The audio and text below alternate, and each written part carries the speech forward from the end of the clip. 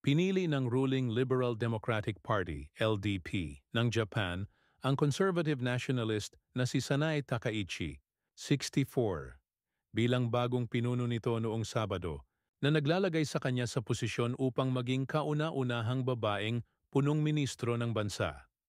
Si Takaichi ang tanging babae sa 5 kandidato ng LDP at tinalo ang mas batang si Shinjiro Koizumi, 44, isang moderate na kandidatong inaasahang magiging pinakabatang leader ng Japan.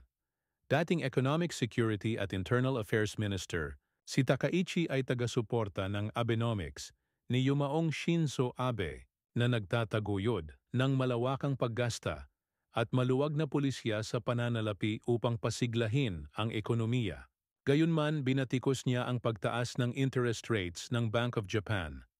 Sa kanyang talumpati bago ang second round vote, sinabi ni Takaichi, ang halalan sa parliament para palitan si Shigeru Ishiba ay nakatakda sa Oktubre 15, kung saan pabor si Takaichi dahil sa dami ng pwesto ng LDP coalition. Ang kanyang pagkapanalo ay iinaasahang magpapayanig sa mga investors at karatig bansa dahil sa posibilidad ng mas agresibong paggasta sa gitna ng mataas na utang ng Japan.